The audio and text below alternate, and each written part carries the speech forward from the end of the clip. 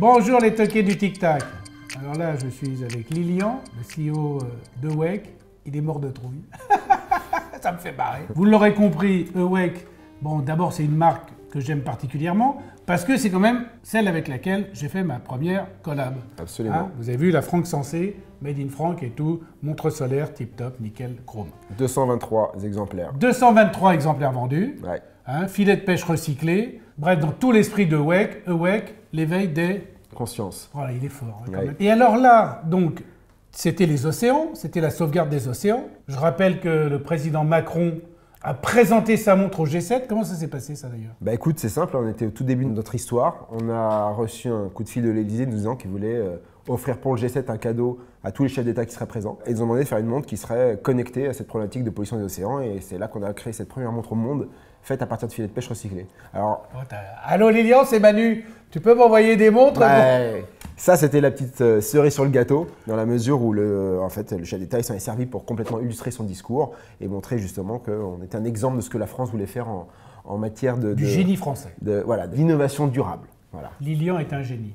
Ouais. Et donc là, cette montre qui a fait beaucoup parler d'elle, parce que quand même, montre solaire, avec des capteurs, avec un fond d'océan, des filets de pêche recyclés pour la conception de la montre et pour la fabrication de la montre. Donc, tu es dans la mer, et là, tu nous fais un Ewake avec la NASA. Donc, on pense tout de suite à la Lune, Mars, le Soleil. L'espace. L'espace, sauf que c'est Mission to Earth. Traduction, ça évitera de mettre un synthé. Mission pour la Terre. Alors, explique. Bah en fait, le problème de la pollution des océans, qui est un problème qui était très très ancré, enfin, on avait vraiment envie de souligner cette problématique-là, c'est l'un des problèmes.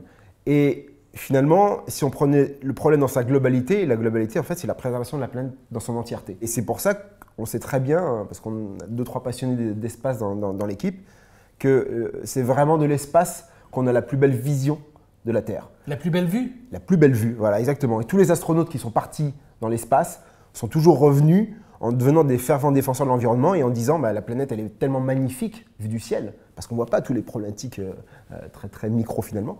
La Terre vue du ciel est tellement belle qu'il faut absolument la préserver. De Yuri Gagarin qui était la première personne à aller dans l'espace, jusqu'à Thomas Pesquet sur sa dernière mission où en effet il passait sa vie à prendre des magnifiques photos et en disant mais c'est tellement beau, il faut le sauvegarder tout ça. Yuri Gagarin, je rappelle, c'était en 1961. Hein. J'étais pas né. Je le connais lui, il va m'en faire encore une. Non, je n'étais pas né. Oh, alors, okay. Maintenant que tu nous as parlé de ça et que tu nous as parlé de cet éveil que tu veux faire autour de ta marque pour que les gens prennent conscience que la planète est belle et qu'il faut la sauvegarder, ça fait déjà depuis 1 heure qu'ils sont devant leur écran là. On va peut-être quand même montrer la montre, comme je dis. Ouais. Allez, vas-y, dévoile. Donc évidemment, une boîte extraordinaire, Ewake Mission to Earth, et un petit dépliant de la NASA. Voilà. Qui explique un petit peu le concept. En gros, qui est le concept et aussi, on le verra plus tard, le mode d'emploi de la montre. Je fais un petit teaser. Ah, c'est le mode d'emploi de la montre. Ouais, exactement. Il y a quand même une fusée. Hein. Ouais. Direction l'espace avec la Ewake Mission to Earth. Ah, vas-y. Le packaging est sympa. Alors, on s'est inspiré sur le packaging des boîtes à outils en fait qu'on trouve dans la NASA. Donc, tout en métal. C'est une boîte à outils de la NASA un peu? Ouais, c'est dans l'esprit, ouais. Ça ressemble aussi à une gamelle de scout. Hein. Ça peut servir aussi, si un scout achète la montre, ça peut servir aussi de petite gamelle de scoutisme. Toujours prêt, je vous signale que j'ai été scout. Hein. Très précisément, éclaireur unioniste. Mais tu m'as enlevé le bracelet. Ouais. Un deuxième bracelet qui va avec? Exactement. Qui sera alors, dévoilons cette montre, quand même, qui est quand même super. Alors, packaging génial. Hein. Je vous dis pas ce qu'il y a dedans parce que je le garde un peu pour la fin. Il y a plusieurs cerises sur le gâteau, c'est un gros gâteau. Alors vas-y, raconte-nous un peu ce que c'est que cet objet, objet de poignée non identifié, on va dire. Par rapport à ce que je disais tout à l'heure, toute notre volonté, ça a été de répliquer en fait ce que j'expliquais tout à l'heure avec les astronautes qui voient la Terre depuis l'espace. C'est ce qu'on appelle l'overview effect. Et en fait, c'est ce choc cognitif et émotionnel qui donne envie finalement de préserver notre environnement. Et on a voulu répliquer tout l'univers finalement de l'espace, de 60 ans d'exploration spatiale qui ont permis finalement de l'innovation, à travers l'innovation, d'améliorer la vie sur Terre. Et c'est ça finalement toute l'histoire qui nous intéresse et c'est pour ça que ça s'appelle Mission to Earth. C'est comment est-ce que l'innovation permet d'améliorer les choses sur la planète sur laquelle on vit et pas sur Mars et pas sur la Lune. Ça c'est de la pure exploration, mais nous ce qui nous intéresse c'est comment est-ce qu'on fait redescendre tout ça. Et donc tout dans le produit est là pour évoquer l'espace, tout dans le produit est là pour finalement répliquer cet overview effect et faire finalement de chaque propriétaire de la montre le témoin de la préservation de la Terre. Mais comment s'est passée la prise de contact avec la NASA? Comment vous avez pensé faire une collab avec la NASA en fait? En fait, la NASA pour nous, c'est peut-être l'organisation la plus innovante qui soit. Enfin, pour envoyer des fusées dans l'espace, il faut quand même un maximum de recherche et développement. Et c'est vraiment aussi à la base l'ADN de la marque. Tu le disais tout à l'heure, on a créé des montres à partir de filets de pêche recyclés. Personne ne l'avait fait avant, alors que c'est un matériau durable et extrêmement solide. Et que cette volonté d'innovation, on l'a depuis qu'on est né. Et donc du coup, il y avait ce parallèle qui nous intéressait. Et surtout, encore une fois, comme je le disais juste avant, c'est que cette innovation, ce n'est pas l'innovation pour l'innovation, c'est l'innovation qui sert à quelque chose. Nous, notre modèle, c'est de réinventer le modèle de la fabrication pour que les gens aient accès à des produits qui soient bien mieux fabriqués avec un impact carbone qui soit bien moindre. Et donc du coup, on partage toutes ces valeurs avec la NASA. Et donc on leur a soumis le projet, tout simplement, l'intégralité du projet. Et ils nous ont dit, allez-y les gars, vous pouvez utiliser notre marque, notre logo, on peut s'associer à ce projet. Parce que dis donc, pour qu'ils viennent quand même avec vous sur le projet, vous avez été convaincants les mecs là, hein, parce que la NASA, on les remue pas comme ça.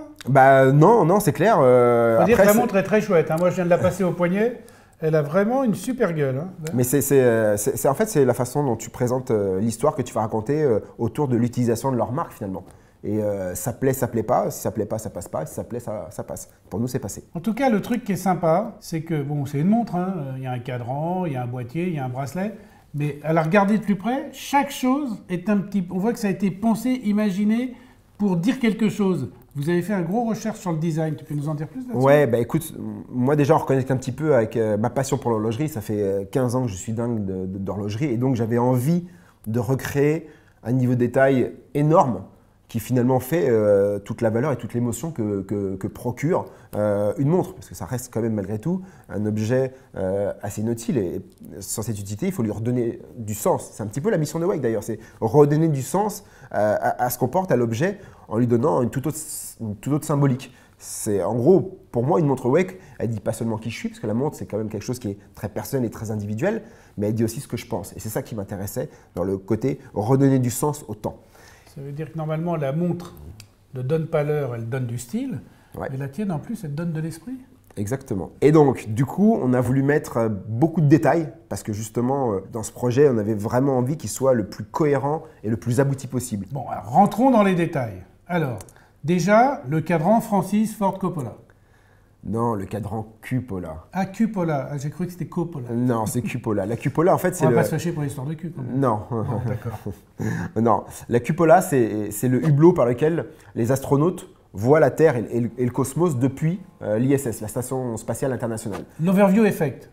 Il est à travers. Il est à travers la cupola qui est une espèce d'écran, ouais, une vitre de 2 mètres de large hublot. avec plusieurs hublots. Et chacun de ces hublots en fait, est séparé par des joints rouges. Et donc du coup, on a fait le réo rouge avec en plus le fameux countdown, compte à rebours, 10, 9, 8, etc. Alors le réo rouge, il est très très beau. C'est de l'alu? Ouais, c'est de l'alu, ouais. C'est en aluminium anodisé rouge. Il est magnifique. Ça donne une gueule terrible et ça me donne déjà une idée. Mais j'en parlerai à la fin. Donc voilà, on a le compte à rebours dans le réo. Ensuite, on a tout le boîtier qui est en titane. C'est un boîtier 100% titane, recyclé à 70%, parce qu'aujourd'hui, on ne peut pas plus, mais on travaille sur un projet sur lequel on pourra aller encore plus loin et aller jusqu'à 100%. Donc ce boîtier, on l'a fait sabler pour qu'il ait un côté très technique. En fait, la NASA, ils ne sont pas là pour faire des choses polies. Ils sont pas là pour enfiler des perles. Hein. Ouais, ils ne sont pas là pour faire des choses jolies, ils sont là pour faire des choses efficaces. Et ce côté vraiment finalement mat est très intéressant d'un aspect très technique. On a juste mis une petite touche de poli, parce que moi j'aime bien les alternances de différentes finitions, juste finalement sur la lunette, sur la face verticale de la lunette. Donc c'est très discret. Oui, mais pas trop poli pour être honnête. Non, voilà, exactement. Ouais. Et sur ce boîtier, on a gravé justement la NASA pour que ce soit finalement quelque chose d'assez personnel. On ne voulait pas un gros NASA mis sur le cadran. Donc du coup, on l'a mis sur la tranche et finalement, on ne le voit pas, sauf peut-être le propriétaire. Ouais, il est très discret. Et donc ça, c'est cool parce que c'est beaucoup plus discret que sur le bracelet, qui lui est un bracelet en caoutchouc, en polymère, en biopolymère. En biopolymère, en biopoli. Il est fait à partir de ricin, qui est une plante, et ça nous permet de limiter considérablement finalement l'usage d'énergie fossile pour le fabriquer. Le même ricin avec lequel on fait l'huile de ricin. Exactement, tout à fait. Et là, le NASA, c'est marrant parce que quand il arrive comme ça en rouge sur du blanc, il me fait penser à une combinaison d'astronaute. T'as tout compris. D'astronaute en fait. ou de cosmonaute Astronaute. Astronaute, oui. Je voulais te piéger. T'as failli m'avoir, t'as essayé. J'ai failli. Mais Voilà, il fallait quand même qu'il y ait un petit côté très NASA et on l'a fait plutôt à travers le bracelet. D'ailleurs, c'est pour ça que le bracelet rouge que tu as juste à côté, lui, n'a pas l'écriture NASA. On s'est dit, celui qui veut. Celui qui veut peut ne pas porter les couleurs de la NASA. Exactement, c'est vrai que ce soit encore plus sobre. Elle est aussi vachement chouette. Je vais te dire, tu peux carrément la porter avec le haut blanc et le bas rouge. C'est aussi sympa. Tu pourrais. Franchement, tu fais ce que tu veux. Ça a de la gueule. Hein. Et les petits coussinets aussi, ça rappelle un peu les jointures C'est exactement ça. Ah, on te dit tous tes détails. Si tu retournes le bracelet, tu verras des inscriptions, des coordonnées GPS, des petits clins d'œil. Ouais, exactement. On va pas tout dire. On va pas tout dire pour le moment. Tu sais pourquoi on dit pas tout? Parce qu'il y aura un article complet sur MyWatch. Exactement. D'accord. Donc vous aurez toutes les caractéristiques techniques, comme d'habitude, sur mywatch.fr, ça s'affiche là. Vous aurez les renseignements techniques et toutes les petites subtilités, ainsi que de magnifiques photos d'espace que tu nous as fait parvenir. Exactement. Ouais, aussi. Qu'est-ce qu'on peut dire d'autre? La couronne aussi, un petit rappel rouge sur la couronne. Ouais. Couronne vissée. Couronne vissée. Étanchéité 100 mètres. 100 mètres. Voilà, c'est vraiment tout le watch dans l'esprit. La couronne, on l'a fait sous la forme d'un écrou. Parce que forcément, ça rappelle encore une fois le côté technique lié à la NASA. Et ça favorise l'appréhension aussi pour la revisser. Ouais, exactement. J'ai vu tout à l'heure, j'ai dévissé et revissé. J'ai trouvé que c'était très agréable. C'est super agréable. Pour revisser. Ouais. Exactement. Il y a une bonne prise en main. Si on la retourne, on verra que sur le caseback, on s'est un petit peu amusé. Sur le quoi? Sur le fond de boîte. Le fond de boîte, le caseback. Le caseback. Voilà. C'est les anglicismes. C'est un peu dur de s'en débarrasser. Donc sur ce fond de boîte, on s'est amusé, on a fait un petit poisson avec un casque d'astronaute, justement, pour pouvoir matérialiser ce côté étanchéité. Une morue déguisée en cosmonaute. Exactement, mais c'est un poisson qui va dans l'espace, Franck. Ouais, d'accord. T'en vois beaucoup, toi? Non. Non? Bon, voilà, tu vois, on est les seuls à le faire, ça. La boucle aussi, gros travail. Gros travail pour évider finalement cette boucle et lui donner un côté très moderne. Vraiment, c'est une boucle qui ressemble qui a été faite pour vous, vous ne l'avez pas acheté sur une étagère. Ah non, on ne fait rien. Tout le design qu'on fait, c'est vraiment fait... C'est une belle boucle. Exactement. C'est beautiful buckle. Beautiful buckle. Il y a un truc qu'on n'a pas dit. Le diamètre, tu n'as pas dit le diamètre de la 40. 40. Qui pour moi est le diamètre le plus universel possible. Voilà, homme-femme. Exactement, c'est mixte, ça tombe bien. On a vachement travaillé les cornes aussi parce que... J'aime pas dire mixte. Ah oui? Non, ça fait sandwich. Je préfère dire non-genré, moi.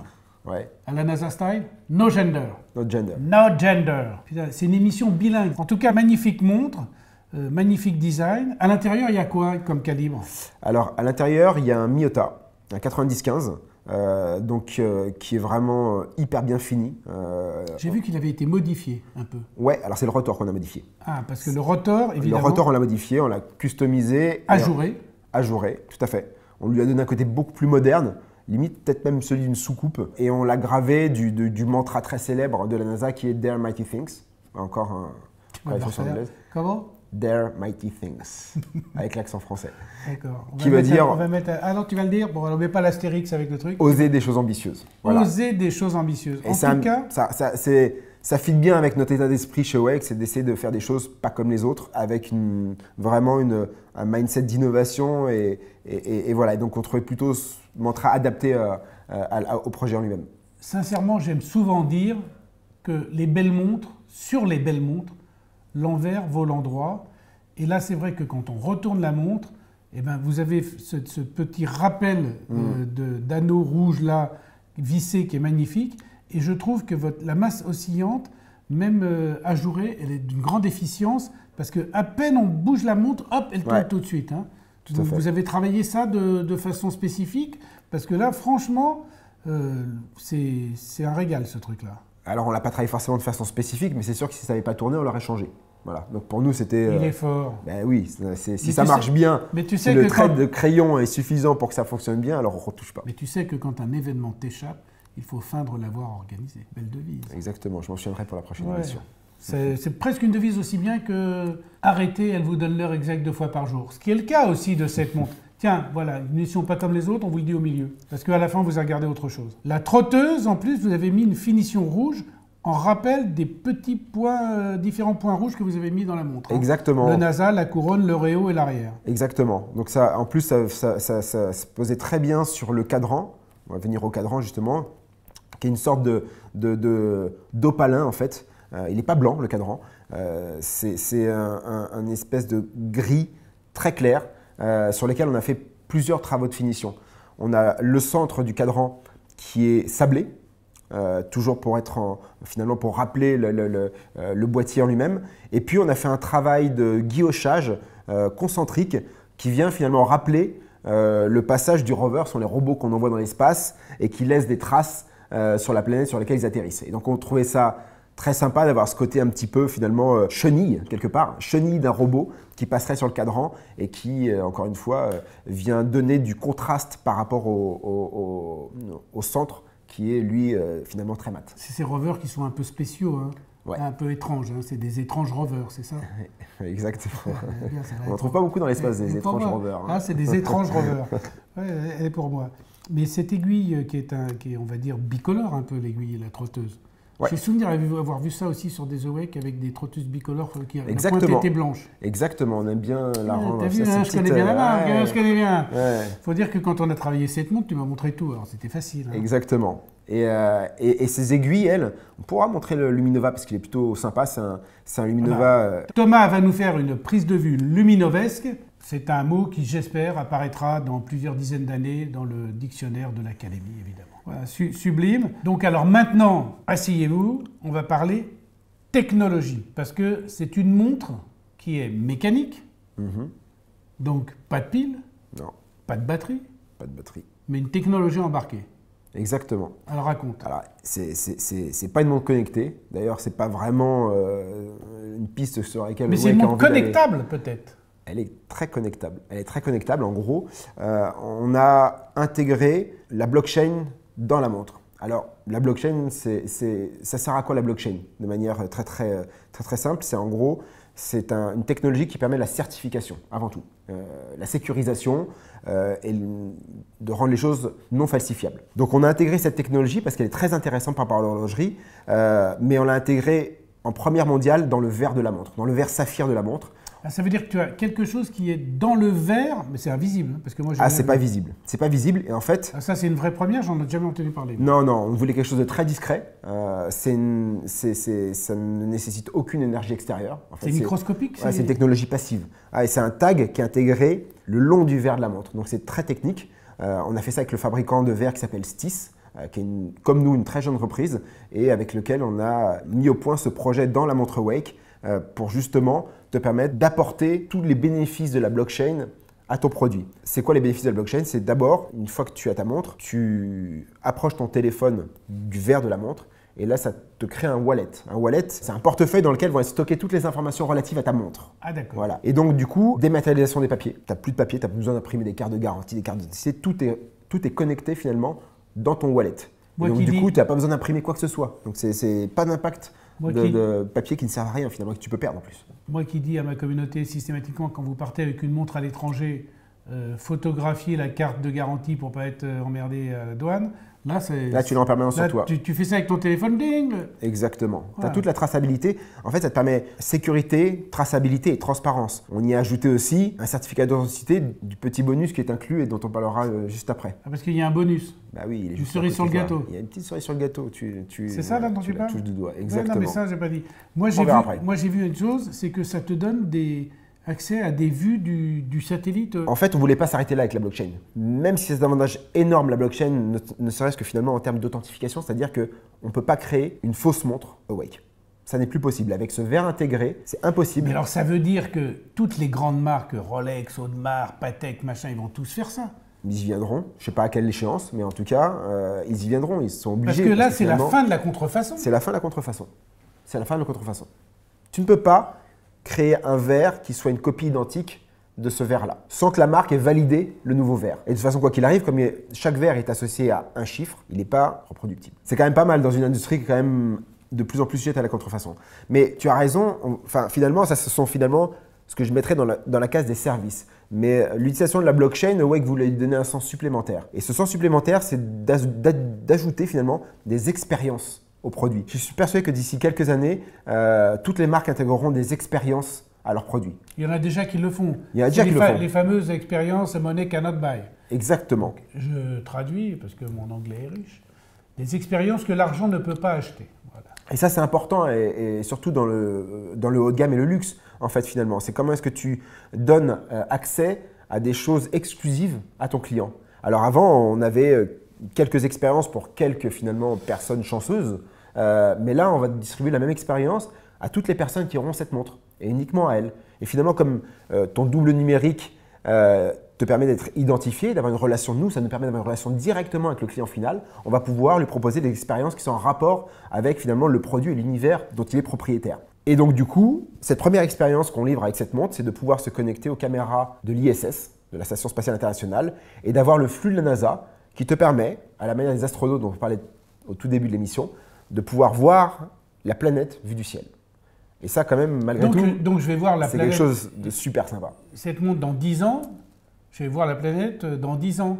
Ça veut dire que je verrai l'évolution Ben ouais, si on fait rien, tu verras une évolution. Moi, j'espère qu'on fera des choses avant qui éviteront cette évolution. Mais concrètement, oui, tu arriveras à voir et tu seras capable de te connecter à n'importe quel moment pour avoir des visions de la planète vue du ciel. Donc grâce à cette montre, avec mon téléphone, je fais toc, j'arrive sur une app et hop, j'ai les caméras de la NASA en live. Exactement. Depuis ton double numérique. Ça, en fait, c'est vraiment la première expérience. L'idée, c'est pas de faire finalement, de proposer une seule chose, c'est de, dans le temps, parce que ce sont des produits qui sont faits pour durer, dans le temps de proposer d'autres expériences, d'autres accès, d'autres contenus, mais toujours uniquement aux propriétaires de cette montre-là. Et on est en train de travailler avec un artiste qui s'appelle Stéphane Tidet, dans le cadre d'un projet qui s'appelle Oscar, sur lequel on va envoyer une sorte d'enregistreur sur l'ISS qui va capter tous les sons, toutes les vibrations, toutes les lumières, etc. et les transformer en notes de musique. Ça va rester 1 an dans l'espace et ensuite ça va revenir sur Terre.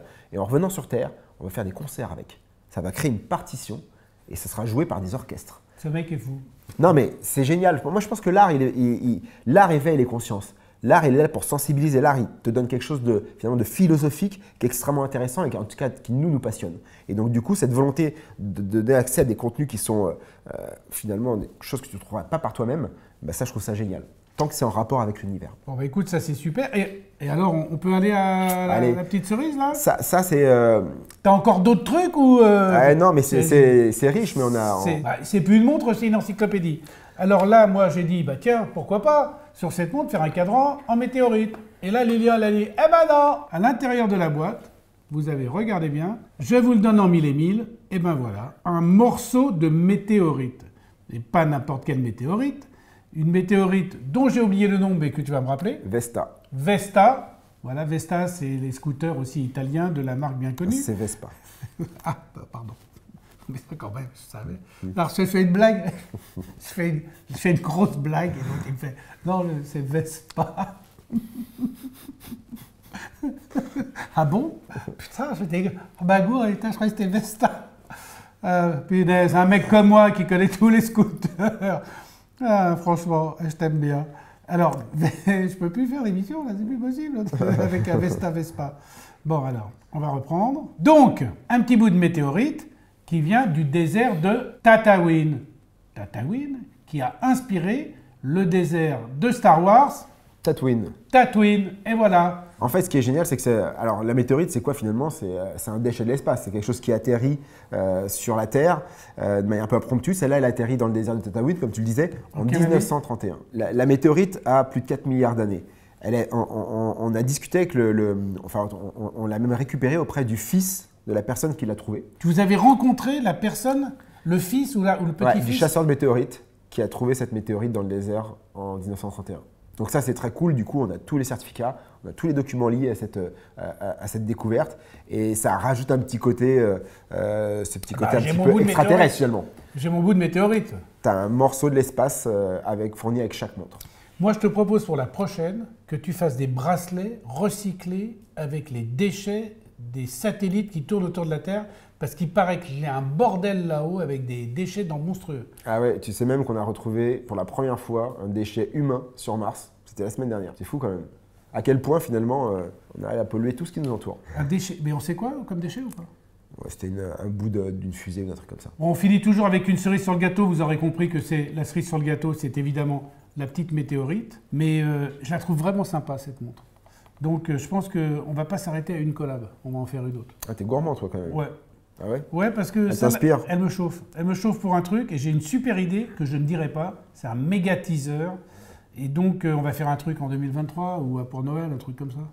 On s'en parle après. T'es d'accord? Ouais, toujours. Non, mais toujours dis oui, parce qu'une fois que tu as dit oui, c'est inscrit dans le marbre. Oui. Oui, il a dit oui. Eh, monsieur, il pas le dire. Il a dit oui. Et ben moi, je ne voudrais ni une ni deux. Cette montre-là, quand elle est arrêtée, elle vous donne l'heure exacte 2 fois par jour. 2 fois par jour, même dans l'espace. Merci Lilian d'être venu. Merci Franck. Montre ta montre. Montre ta montre, c'est une nouvelle expression. Montre ta montre et je te dirai qui tu es. Quand tu portes une montre comme ça, tu es un écologiste de l'espace. Allez, à tout à l'heure.